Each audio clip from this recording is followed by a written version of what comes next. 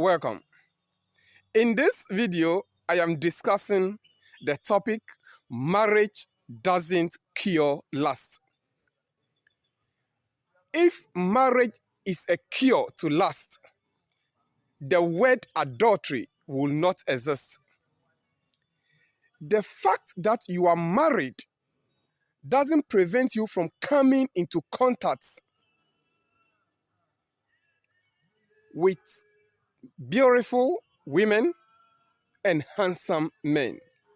So, for example, the fact that you are a woman who is married doesn't prevent you from coming into contact with men who are more handsome than your husband, with men who are more richer than your husband, with men who are more influential than your husband, with men who are politically connoted than your husband, with men who have more influence than your husband.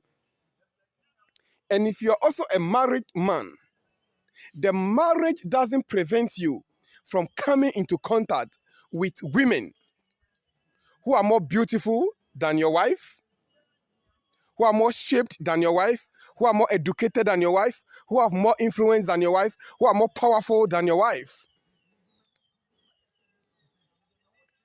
Lust doesn't care whether you are a manager or you are the cleaner. Lust doesn't care whether you are a chief or you are a slave.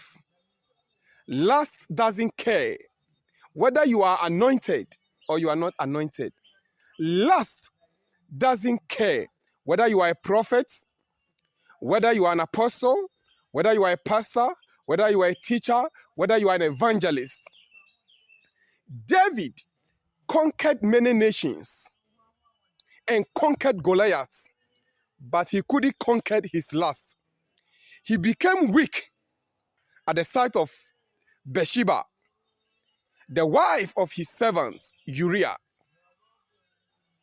The only way to escape the tragedy of lust is by setting boundaries around yourself or by having self-control, which is a fruit of the Spirit.